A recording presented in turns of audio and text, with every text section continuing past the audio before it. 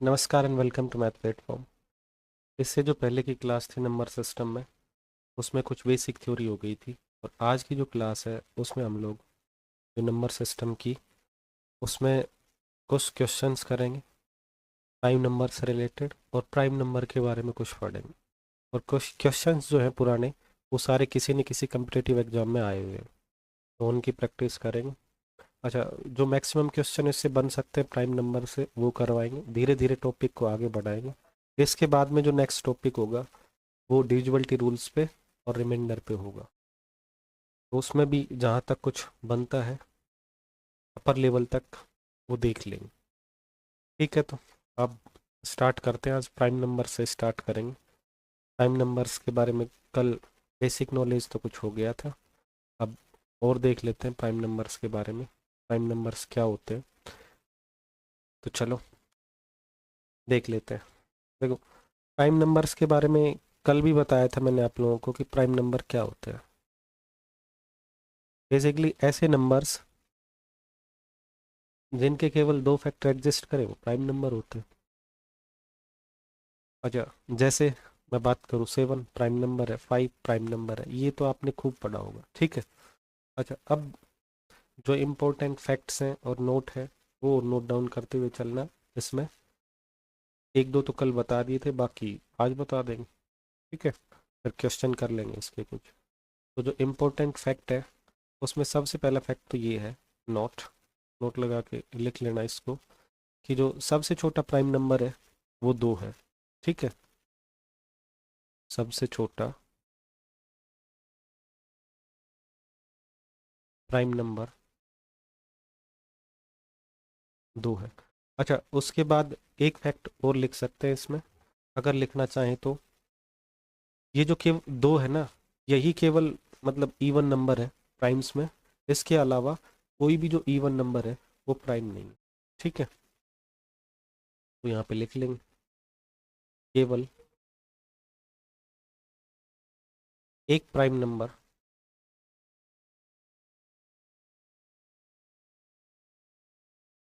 दो ही इवन है। मतलब इसके अलावा जो भी कोई प्राइम नंबर होगा वो इवन नहीं होगा। अच्छा, ये इम्पोर्टेंट बात है वैसे तो, और हमने भी चलते चलते ऐसे ही पढ़ी है आज तक। इसका रीजन नहीं पढ़ा है कि ऐसा क्यों होता है, तो पहले इसका रीजन बता देते हैं, उसके बाद में जो नेक्स्ट पॉइंट है वो लिखवा देंगे। Point number 1, point number 2। ठीक है, देखो, 2 के अलावा कोई भी जो प्राइम नंबर है वो इवन क्यों नहीं हो सकता। यहाँ पे देखो, देखो, 2 के अलावा अगर मान लो कोई प्राइम नंबर इवन है, इवन का मतलब मैंने मान लिया एक एक्स ऐसा नंबर है जो प्राइम है और इवन है। अच्छा, अगर एक्स इवन है तो मैं ऐसे लिख सकता हूँ एक्स को 2 × y। ठीक है, मतलब अगर एक्स इवन है तो इसमें 2 का भाग चला जाएगा। ठीक है। अच्छा, अब इस नंबर को मैं एनालाइज करूँ तो इस नंबर के मेरे पास मिनिमम 3 फैक्टर हो गए। एक तो 2 हो गया, ठीक है, मतलब एक तो 2 हो गया, हाँ, और दूसरा फैक्टर 2y हो गया, और तीसरा फैक्टर 1 हो गया। ठीक है, अगर इसके 3 फैक्टर हो रहे हैं तो जो हमने प्राइम नंबर्स की पहले डेफिनेशन दी थी कि एक प्राइम नंबर के पास केवल 2 ही फैक्टर होते हैं, वो ओवर रूल्ड हो रही है यहाँ से। इस वजह से कोई भी जो अपने पास प्राइम नंबर है वो 2 के अलावा वो इवन नहीं हो सकता। ठीक है। अच्छा, इसके बाद में जो नेक्स्ट कंसेप्ट है वो और देख लेते हैं। चलो नेक्स्ट थर्ड पॉइंट पर चलते हैं। थर्ड पॉइंट ये है कि कोई भी जो प्राइम नंबर है वो 6n ± 1 टाइप का होता है। कोई भी प्राइम नंबर 6n ± 1 टाइप का होता है। ठीक है,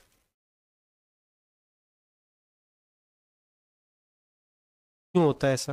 देखो, अगर मैं पॉजिटिव इंटीजर्स की बात करूं तो पॉजिटिव इंटीजर्स हैं वो 6n, 6n + 1, 6n + 2, 6n + 3, 6n + 4, 6n + 5, इस टाइप के होते हैं। मतलब मैं 6 के चश्मे को लगा के देखूंगी, पॉजिटिव इंटीजर्स जो हैं वो 6 से डिविजिबल है या नहीं है, तो मैं ये बता सकता हूँ कि किसी पॉजिटिव इंटीजर में मैं 6 का भाग दूंगा तो या तो मेरे पास 0 बचेगा रिमाइंडर में, या अपने पास 1 बचेगा, या 2 बचेगा, या 3 बचेगा, या 4 बचेगा रिमाइंडर में, या 5 बचेगा। ठीक है। अच्छा, अब आप लोगों को देखना है एक तो इसको, ये जो नंबर है ये प्राइम नहीं हो सकता। क्यों नहीं हो सकता? देखो यहाँ पे साफ साफ लिखा है 6n, इसका मतलब ये जो नंबर है एक तो 2 से डिविजिबल है, एक 3 से, एक 6 से, और एक 6n से, एक 1 से, तो ये प्राइम हो नहीं सकता। अच्छा, बात करते हैं हम इसकी, तो ये प्राइम हो सकता है। क्यों हो सकता है? इसको थोड़ी देर बाद में डिस्कस करेंगे, पहले इसको डिस्कस कर लेते हैं। ये जो नंबर है ना, ये प्राइम नहीं हो सकता। क्यों नहीं हो सकता? देखो यहाँ से मेरे पास 2 कॉमन आ सकता है, मैं इसको इस फॉर्मेट में लिख सकता हूँ 3n+1। अच्छा, अब इस नंबर के अगर मैं फैक्टर काउंट करूँ तो 1, 2 और 1 जो है 1, 3 फैक्टर हो गए मिनिमम, 3 से भी ज़्यादा हो सकता है। ठीक है, मतलब ये प्राइम। अच्छा, इसी तरह से मैं इसके साथ भी कर सकता हूँ, 3 कॉमन लेके ये 2n+1 हो जाएगा, तो ये भी प्राइम नहीं हो सकता। क्यों? क्योंकि एक तो इसका फैक्टर 3 हो गया, एक 2n+1 हो गया, और एक ये खुद हो गया, और एक 1 हो गया। ठीक है, तो जैसे इसकी बात करें तो इसमें 2 कॉमन आ सकता है, ये बन जाएगा 3n+2, तो ये भी मेरे पास क्या नहीं हो सकता? टाइम नहीं हो सकता। क्यों? क्योंकि इसके भी 2 से ज़्यादा फैक्टर बन गए। लेकिन अगर आप लोग इस नंबर को और इस नंबर को देखो तो इन दोनों के कोई फैक्टर एग्जिस्ट नहीं कर रहे, इनके और एक के अलावा। इसका मतलब ये जो दोनों नंबर है ये प्राइम नंबर है। ठीक है। अच्छा, ये जो 6n+1 है, 6n+5 है, इसको मैं 6n-1 भी लिख सकता हूँ। मतलब इस नंबर को मैं 6n-1 लिख सकता हूँ। इसका मतलब ये हो गया, अगर किसी भी पॉजिटिव इंटीजर में मैं 6 का भाग दूँ तो मेरे पास -1 रिमाइंडर आएगा। -1 का मतलब +5 आएगा। ठीक है। अच्छा चलो, अब आगे चलते हैं, शायद से समझ गए होगे। जो नोट डाउन करने वाली बात है वो मेन ये है। ठीक है, तो इसके बाद में जो पॉइंट नंबर 4 है वो और देख लेते हैं, पॉइंट नंबर 4 क्या बनता है। ठीक है, पॉइंट नंबर 4 और देखो आप लोग। पॉइंट नंबर 4 में मैं ये लिखवाना चाहता हूँ आप लोगों को कि जो अपने पास प्राइम नंबर का स्क्वायर है ना, उसके 3 फैक्टर एग्जिस्ट करेंगे। जैसे फॉर एग्जांपल मैं बात करूँ 121 की, तो 121 जो है वो एक प्राइम नंबर 11 का स्क्वायर है। तो इसके 3 फैक्टर एग्जिस्ट कर रहे हैं, एक तो 121 है, एक 11 है, और एक है। ठीक है, तो आप लोगों को एक बात ये याद रखनी है कि अगर मेरे पास किसी नंबर के 3 फैक्टर एग्जिस्ट कर रहे हैं तो वो किसी प्राइम नंबर का स्क्वायर है। ठीक है, तो ये याद रख लेना। यदि किसी नंबर के 3 फैक्टर एग्जिस्ट करते हैं तो वह प्राइम नंबर का स्क्वायर है। मल्टीपल टाइम्स इसको यूज कर सकते हैं, अलग अलग जगह पे इसका अलग अलग यूज होगा। ठीक है। अच्छा, तो 4 इंपॉर्टेंट पॉइंट तो अभी मैंने लिखवा दिए, 5वां इंपॉर्टेंट पॉइंट और लिख लो। वैसे तो मैंने लिखवा दिया था कि जो अपने पास प्राइम नंबर्स हैं उनको मैंने बताया था 44, 44 का बाद 22, 22 के बाद 32, 32 के बाद 23, और 23 के बाद 21। 1 से लेके 10 तक इतने प्राइम नंबर्स होते हैं, और 10 से 20 तक इतने, 20 से 30 तक इतने, और 30 से 40 तक इतने, 40 से 50 तक, 50 से 60, 60 से 70, 70 से 80, 80 से 90, और 90 से 100। इनमें से कोई भी क्वेश्चन बन सकता है। अच्छा, उसके बाद मैं बात करूं 1 से लेके 500 तक, तो 1 से लेके 500 तक मेरे पास 95 95 प्राइम नंबर एग्जिस्ट करते हैं। ये इंपॉर्टेंट फैक्ट है, लिख लेना। 1 से लेके 1000 तक मैं बात करूं तो 168 प्राइम नंबर्स जो हैं वो एग्जिस्ट करते हैं। 1 से लेके 1000 तक 168। अच्छा, अब इसको यूज कैसे करना है या इसमें क्वेश्चन कैसे बनेगा वो देखो। इसमें क्वेश्चन बनेगा कि आप लोगों को 1 से लेके 20 तक कितने प्राइम नंबर एग्जिस्ट करते हैं उनकी संख्या बतानी। तो देखो यहाँ पे ये 1 से 10 तक और ये 10 से 20 तक, मतलब टोटल 8 प्राइम नंबर हो गए। अच्छा, उसके बाद पूछ सकता है कि 1 से लेके 25 तक कितने प्राइम फैक्टर या प्राइम नंबर एग्जिस्ट करते हैं, तो वो देखो भाई 1 से 20 तक तो 8 हो गए। 20 के बाद अगर मैं काउंट करूँ 21 प्राइम नहीं है, 22 प्राइम नहीं है, 23 प्राइम है, मतलब एक और हो गया इसमें +1। 23 के बाद 24 नहीं है, 24 के बाद 25 भी नहीं है, मतलब टोटल 9 प्राइम नंबर एग्जिस्ट करते हैं। कहाँ से कहाँ तक? 1 से लेके 25 तक। अब मैं बात करूँ 1 से लेके ऊपर कर लेते हैं, याद रख लेना वो नीचे का उतार लेना। अब यहाँ पे देखो, यहाँ से ही चल देता हूँ मैं। अब मैं बात करूँ 1 से लेके 50 तक प्राइम नंबर्स की, 50 तक कितने प्राइम नंबर एग्जिस्ट करते हैं? ध्यान से देखो, मैंने लिखवा है 44, 22 और फिर 32। 44 में 4 4 8, 2 और 2 4, 8 और 4 12, 12 और 3 15, मतलब टोटल 15 हो गए। कैलकुलेट भी कर लेते, चलो एक बार लिख लेते हैं। 44, 22, कहीं गड़बड़ ना हो जाए, 32, 23 और 21, 1 2 3 4 5, मतलब ये 1 से लेके 50 तक हो गए। काउंट करो, 4 और 4 8, 8 और 2 10, 10 और 2 12, 12 और 3 15, टोटल 15 नंबर हो गए। अब मैं बात करूं 1 से 75 तक कितने एग्जिस्ट करते हैं, आराम से निकाल सकता हूँ। देखो 1 से 70 तक निकालने, 50 के बाद में 60 और 70, 70 तक मेरे पास कितने हो गए? 15 और 4 19, ठीक है। अच्छा, अब 70 के बाद से काउंटिंग स्टार्ट करनी। 71 प्राइम होता है कि नहीं? प्राइम होता है भाई 71, 71 में भाग नहीं जाता है किसी का। 72 प्राइम नहीं है। 73, 73 भी प्राइम है। 74 नहीं है, 75 नहीं है, मतलब एक तो मेरे पास 71 आ गया और 71 के बाद में एक 73 आ गया, मतलब दो प्राइम नंबर और हो गए, 71 और 73। इसका मतलब मेरे पास टोटल 21 प्राइम नंबर्स हो गए, 1 से लेके 75 तक, ठीक है। अच्छा, उसके बाद बात करूं 1 से लेके 100 तक कितने होते हैं, तो 1 से लेके 100 तक आप लोग काउंट कर सकते हो सबको। यहाँ तक 50 तक तो मेरे पास कितने हो गए थे? 15, 2 17, 17 और 2 19, 22, 22 और 2 24, 24 और 1 25, टोटल 25 होते हैं, ये याद रखिए, ठीक है। अच्छा, उसके बाद बात करूं मैं 1 से लेके मेरे पास 500 तक कितने होते हैं, तो अभी बताया था ये 68 होते हैं। नीचे सॉरी 68 नहीं, 95, 95 नीचे लिख रखा है, 95, हाँ 95 लिख रखा है, 98 लिख दिया गलती से, करेक्ट कर लेना इसमें। 1 से लेके 500 तक। अच्छा, अब बात करूं 1 से लेके 1000 तक कितने होते हैं, तो 1 से लेके 1000 तक मेरे पास 168 होते हैं। अब मैं बात करूं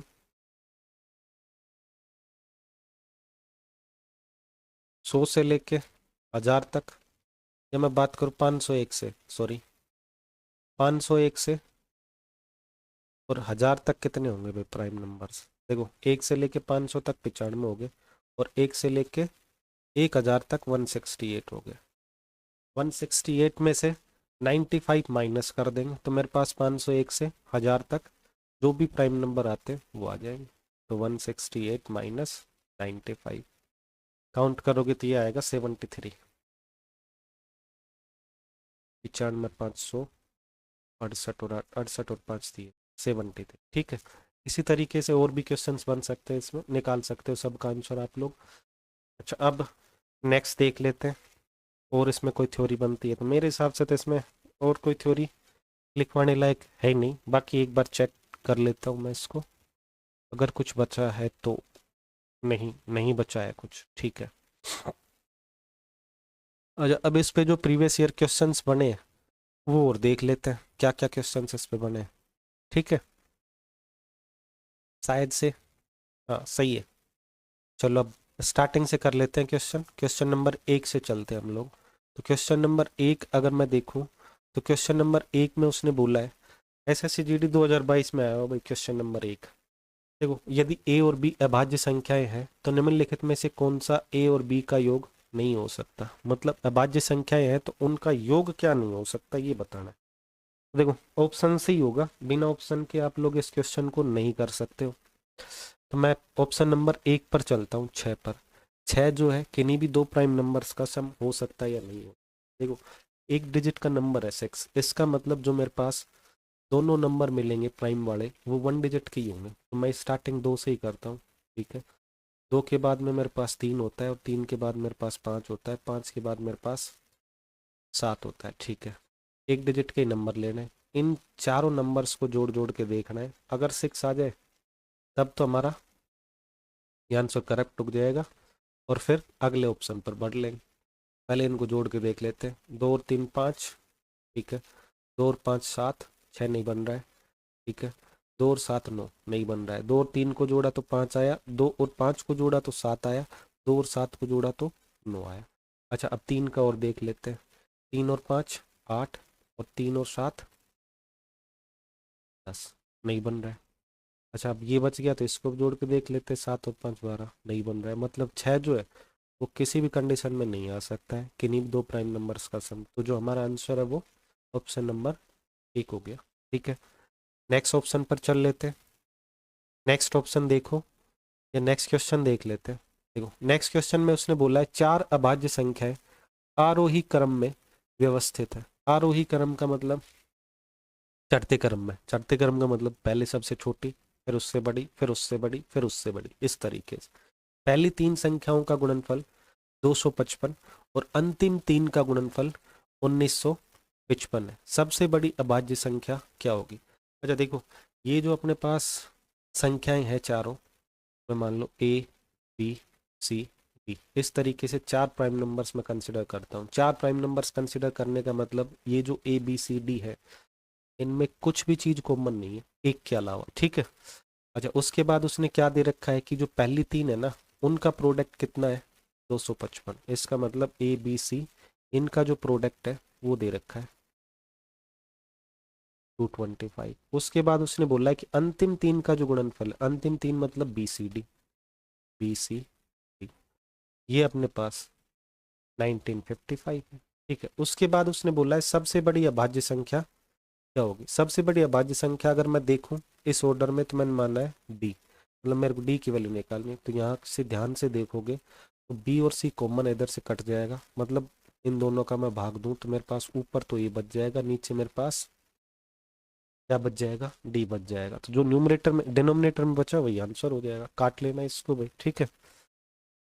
मैं काट नहीं रहा हूँ, 5 से कट जाएगा वैसे, और तो कोई दिख नहीं रहा है।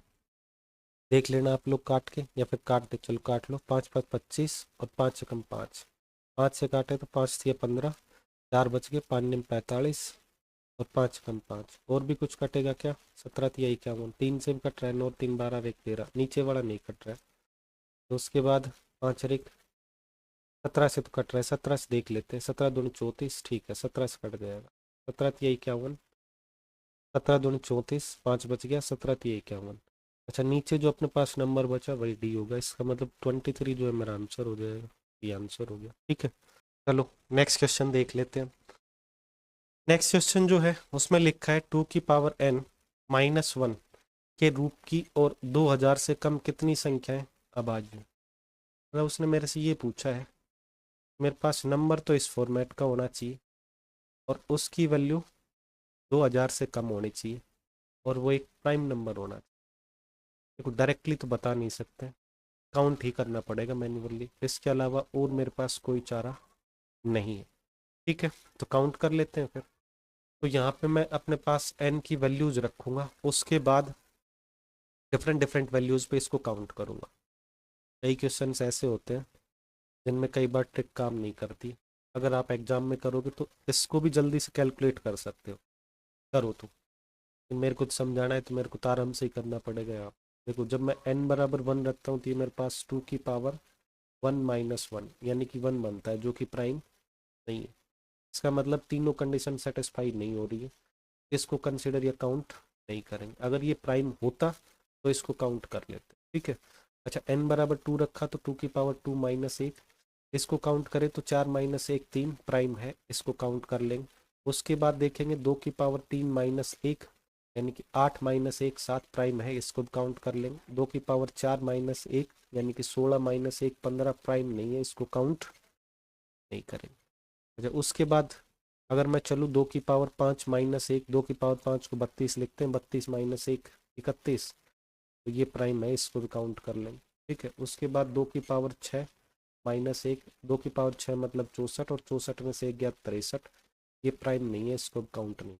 उसके बाद 2 की पावर 7 -1, 128 - 1 127, जो कि एक प्राइम नंबर है, चेक कर सकते हो आप। चेक करने का तरीका क्या होगा कि इसके आसपास एक परफेक्ट स्क्वायर नंबर देखेंगे, उसका रूट लेंगे। इसके आसपास है 144, 144 का जो रूट है वो मेरे पास बनता है 12। 12 से छोटे छोटे नंबर्स में 12 और 12 से छोटे नंबर्स का इसमें भाग दे के देखें, अगर चला जाएगा तो प्राइम नहीं है, अदरवाइज प्राइम है। चेक कर सकते हो, देखो 2 का भाग तो सीधा सीधा नहीं जाएगा, 7 2 9 और 1 10, 3 का भी नहीं जाएगा। अच्छा 2 का नहीं गया तो 4 का भी नहीं जाएगा, 8 का भी नहीं जाएगा, 6 का भी नहीं जाएगा। 5, 5 के लिए यहाँ पे 7 है यूनिट प्लेस पे, 05 होता है 5 का चला। इसका मतलब 2 3 4 5 6 8 ये चेक हो गए। 9 भी चेक हो गया, ये इनकी इसकी जो डिजिट्स का सम है वो 10 है, तो 9 का भी नहीं जाएगा। 7 और चेक करना है, 7 को चेक करने के लिए क्या करोगे, इसको मल्टीप्लाई करो किससे, 2 से, और इस 12 में से घटाओगे, तो 12 - 14 का मतलब -2 बचा, और -2 जो है वो 7 से डिविजिबल नहीं है, इसका मतलब 7 का भाग नहीं जाएगा। उसके बाद चेक करेंगे 11 का, तो 11 का भी नहीं जाएगा, नंबर दिख रहा है साफ साफ।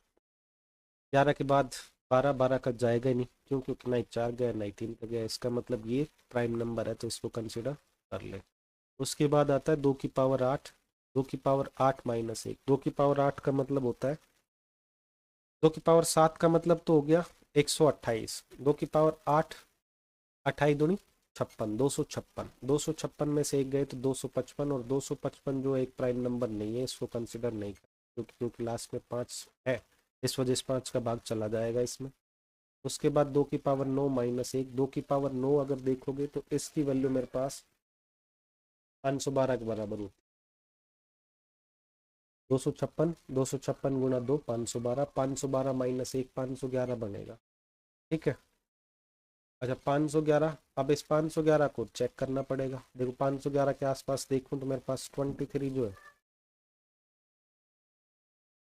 सॉरी 23 का परफेक्ट स्क्वायर बनता है 529। इसका मतलब 23 से छोटे छोटे जो भी नंबर है उनका भाग देख चेक करें। देखो भाई 511 में 2 का नहीं जाएगा, 3 का नहीं जा सकता, 5 और 2 7, 4 का भी नहीं जा सकता, 5 का भी नहीं जा सकता, 6 का भी नहीं जा सकता, 7 का चेक करेंगे। 7 का चेक करें तो मेरे पास कितना बनेगा भाई, लास्ट की जो यूनिट डिजिट है इसको 2 से मल्टीप्लाई करेंगे, घटाएंगे, मेरे पास 49, और 49 में 7 है, इसका मतलब ये डिजिबल है 7, मतलब ये प्राइम। बाद 2 की पावर 10, 2 की पावर 10 का मतलब 1024, 1024 -1 1023 बचा, 1023 को चेक करेंगे आप। 1023 जो है, सॉरी 1024 जो है 32 का स्क्वायर होता है, 32 से छोटे जो भी नंबर है उसका भाग देख चेक कर सकते हो 1023 को। या फिर अगर मैं देखूँ इसमें 6 का भाग देखे तो 6 का भाग जाता है कि नहीं, चेक कर लेते हैं। 6 का भाग दिया तो 6 का भाग जाएगा तो नहीं, ऑब्वियस सी बात है, लेकिन रिमाइंडर चेक कर लेते हैं कितना बचता है। 4 बचेगा यहाँ से, तो 6 7 42, और 3 बचेगा रिमाइंडर में, इसका मतलब ये 6n+3 टाइप का नंबर है। 6 का भाग दिया तो 4 बचा, 6 7 42, ठीक है, 0 बच गया।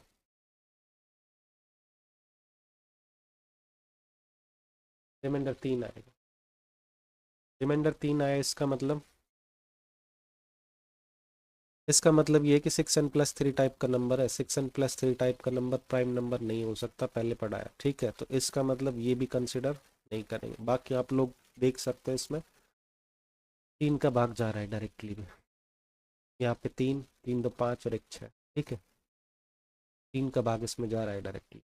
उसके बाद देखते हैं 2 की पावर 11 -1, 2 की पावर 11 जो है वो 2000 से क्या हो जाएगा, तो 2048 के बराबर आएगी, 2048 -1, लेकिन मेरे को 2000 से बड़े नंबर कंसिडर नहीं कर, इसका मतलब इसको मैं चेक नहीं, इसको चेक नहीं करूँगा। तो अब मैं देखता हूँ कितने प्राइम नंबर हो गए, मैं 1 2 3 3 के बाद में मेरे पास एक ये भी था, 4, 4 के बाद में बस 4 ही बढ़े, 4 के बाद में तो और कोई नंबर है। इसका मतलब ऑप्शन नंबर 2 जो है वो करेक्ट आंसर। ठीक है, तो यहाँ पे आप लोग 1023 को 3 से डिविजिबिलिटी से चेक कर सकते हो, बाकी इससे चाहो तो ये प्रॉपर्टी भी लग जाएगी, इस वजह से करवाए ताकि रिवीजन हो सके जो प्रॉपर्टी भी। ठीक है, नेक्स्ट देखो, नेक्स्ट क्वेश्चन करते हैं। दो क्रमागत अभाज्य संख्याओं का गुणनफल 7387, मतलब मेरे पास दो क्रमागत जो अपने पास कंजुगेटिव प्राइम नंबर्स है उनका प्रोडक्ट है, उनका प्रोडक्ट कितना है 7387 से। दोनों संख्याओं के बीच का जो डिफरेंस है वो बताना। ठीक है, अच्छा डिफरेंस जो है वो ऑप्शन में दे रखा है। ठीक है, अच्छा दोनों संख्याओं का जो प्रोडक्ट है वो काफ़ी बड़ा है, इसका मतलब जो नंबर्स भी हो बड़े बड़े। ठीक है, इसका मतलब जो प्राइम नंबर 2 है उसका कोई इन्वॉल्वमेंट नहीं है। ठीक है, अच्छा उसके बाद अगर मैं बात करूं तो 2 के अलावा जो भी प्राइम नंबर्स है वो सारी ओड नंबर्स होती हैं। अच्छा दो ओड नंबर्स का अगर मैं डिफरेंस देखूं तो मेरे पास कभी भी इवन नहीं हो सकता, इसका मतलब सॉरी, दो ओड नंबर्स का अगर मैं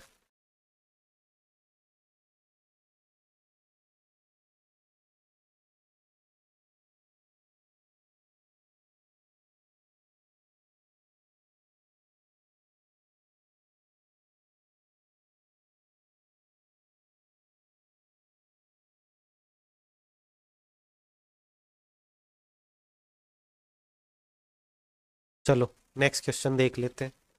नेक्स्ट क्वेश्चन में उसने बोला है कि दो प्राइम नंबर्स का जो अपने पास प्रोडक्ट है वो 7387, उसके बाद उसने बोला है कि इन दोनों के बीच जो डिफरेंस है वो कितना होगा। देखो अगर मैं प्राइम नंबर्स की बात करूं तो 2 के अलावा कोई भी ऐसा प्राइम नंबर नहीं है जो इवन हो, इसका मतलब 2 के अलावा सारे जो प्राइम नंबर्स हैं वो ओड हैं।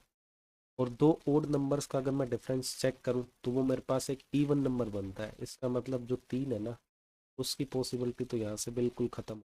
3 जो है उनका डिफरेंस कभी भी। ठीक है, अच्छा वैसे अपने पास देखें तो जो प्राइम नंबर्स है उनका डिफरेंस जो है वो ओड हो सकता है, 2 और 3, इनका जो डिफरेंस है ये दोनों सॉरी, हाँ 2 और 3, 2 और 3 इन दोनों का जो डिफरेंस है वो ओड है, 1 है और दोनों कंजुगेट। लेकिन यहाँ पे मेरे पास जो प्रोडक्ट है वो काफ़ी बड़ा है, इसका मतलब 2 और 3 तो इन्वॉल्व नहीं है, इस वजह से मैं 3 को नेगलेक्ट कर। ठीक है, अगर उसके बाद बात करें कि जो अपने पास दूसरे ऑप्शन की जो डिफरेंस है वो 2 हो सकता है क्या, तो हाँ दो कंजुगेटिव प्राइम नंबर्स का जो डिफरेंस है वो 2 हो सकता है, 4 भी हो सकता है, 6 भी हो सकता है। अब इनको कैसे नेगलेक्ट करें, इनमें से किन्हीं 2 को कैसे छोड़ें और एक को कैसे चूज करें वो देखें। देखो मैं क्या करने वाला हूँ यहाँ पे, जो 2 कंजुगेटिव प्राइम नंबर्स हैं उनको मैं थोड़ा सा सिमेट्रिसिटी लेके मानूंगा। ठीक है, सिमेट्रिसिटी लेके कैसे, मतलब ये जो 2 है ना इसके मैं 2 टुकड़े करूंगा बराबर बराबर, ठीक है, एक और एक। ठीक है, अच्छा उसके बाद मैं मानूंगा कि मेरे पास एक जो प्राइम नंबर है वो तो x-1 है और दूसरा जो प्राइम नंबर है वो मेरे पास x+1 है। अब इन दोनों प्राइम नंबर्स के बीच आप डिफरेंस देखो तो 2 का है, यानी कि ये वाली कंडीशन में मैं बी ऑप्शन को चेक कर रहा हूँ। और इन दोनों का जो प्रोडक्ट है मेरे पास 7387। ठीक है, अच्छा इसको सोल्व करूँ तो x² -1 और ये मेरे पास 7387 बन रहा है, और x² की वैल्यू निकालूं तो 7388 बन गई। अच्छा अब क्या करना है, देखो अगर आप लोगों को थोड़ी बहुत प्रॉपर्टी याद हो, हमने तो करवाई नहीं है, लेकिन प्रॉपर्टी याद हो तो उसमें साफ साफ है कि अगर कोई भी मेरे पास परफेक्ट स्क्वायर नंबर है तो उसके जो यूनिट प्लेस पे 8 कभी भी नहीं हो सकता। और ये मेरे पास एक perfect number, perfect square number दिख रहा है, इसका मतलब 8 नहीं होना चाहिए था यहाँ, इसका मतलब ये एक परफेक्ट स्क्वायर नंबर नहीं है, इसका मतलब ये हो गया कि 2 नहीं आ सकते उन दोनों का डिफरेंस। ठीक है, चलो अब 4 को चेक कर लेते हैं। 4 को चेक करने का तरीका यही है कि मेट्रिसिटी में लेके चलेंगे नंबर, दो दो तोड़ लेंगे, तो दोनों नंबर मैंने मान लिया x-2 इंटू x-, और इन दोनों का जो प्रोडक्ट है वो है 7387। ठीक है। अच्छा, अब इसको सोल्व करते हैं तो ये बनेगा मेरे पास एक्स स्क्वायर -4 बराबर 7387। आप लोग इसको ट्राई करोगे तो 10 सेकंड से ज़्यादा नहीं लगेगा एक्चुअल में। इसमें मेरे को समझाना पड़ रहा है तब थोड़ा टाइम लगा। यहाँ पे 91 आ जाएगा। अच्छा, यूनिट प्लेस पे 1 हो सकता है किसी परफेक्ट स्क्वायर की में, तो ये अपने पास बन सकता है, ये डिफरेंस बन सकता है। चेक करेंगे इसको। चेक कैसे करेंगे? इससे पहले एक क्वेश्चन करवाया था, उसमें बताया था अगर मेरे पास कोई भी परफेक्ट स्क्वायर नंबर है और उसको मैं 4 से डिवाइड करूँ तो मेरे पास या तो रिमाइंडर कितना आना चाहिए 0, और या मेरे पास रिमाइंडर 1 आना चाहिए। तो इसको अगर मैं डिवाइड करके देखूँ तो मेरे पास रिमाइंडर 3 आएगा। क्यों? क्योंकि 23 चौक 92 इसका मतलब -1 रिमाइंडर, और -1 रिमाइंडर का मतलब +3 रिमाइंडर। इसका मतलब ये भी एक परफेक्ट स्क्वायर नहीं है। सीधा सीधा बोल सकता हूँ मैं इसको। इसका मतलब उन दोनों का डिफरेंस भी इन दोनों का डिफरेंस 4 भी नहीं हो सकता। तो ये अपने पास लास्ट फाइनल ऑप्शन बन गया, ये आंसर। अच्छा, यहाँ से इसको चेक करने का एक दूसरा तरीका और भी था। दूसरे तरीके में ये है कि अपने पास मेरे को किसी परफेक्ट स्क्वायर की लास्ट 2 डिजिट्स चेक करनी होती है। अगर लास्ट 2 डिजिट मेरे पास 1 से लेके 24 तक के परफेक्ट स्क्वायर की लास्ट 2 डिजिट आती है, तब तो वो परफेक्ट स्क्वायर बन सकता है, अदरवाइज वो परफेक्ट स्क्वायर नहीं है। 91 जो है ये किसी भी परफेक्ट स्क्वायर की लास्ट 2 डिजिट नहीं है जो 1 से लेके 24 तक पड़ता है। इसका मतलब ये जो है ये भी परफेक्ट स्क्वायर नहीं है। ठीक है। या और भी तरीके हैं वैसे करने के, तो करने का और तरीका एक 3 से डिविजिबिलिटी भी होती है। अगर किसी परफेक्ट स्क्वायर को 3 से डिवाइड करो तो वो या तो रिमाइंडर 0 देगा या 1 देगा। ठीक है। तो इसमें अगर मैं देखूं 3 से डिवाइड करके 3 3 9, तो ये अपने पास 1 दे रहा है। तो 3 से डिविजिबिलिटी से तो इसको नहीं चेक कर सकते। बाकी और जो क्वेश्चंस हैं वो चेक हो सकते हैं। 2 3 रूल हैं ऐसे जिनको मैं वेरीफाई कर करके ऑप्शंस एलिमिनेट कर सकता हूँ। ठीक है। नेक्स्ट क्वेश्चन पे चल लेते हैं। अच्छा, आज के लिए इतना ही काफ़ी है। नेक्स्ट क्वेश्चन बाकी फिर कल कर लेंगे। ठीक है। Thank you. चैनल को सपोर्ट करो, सब्सक्राइब करो यार।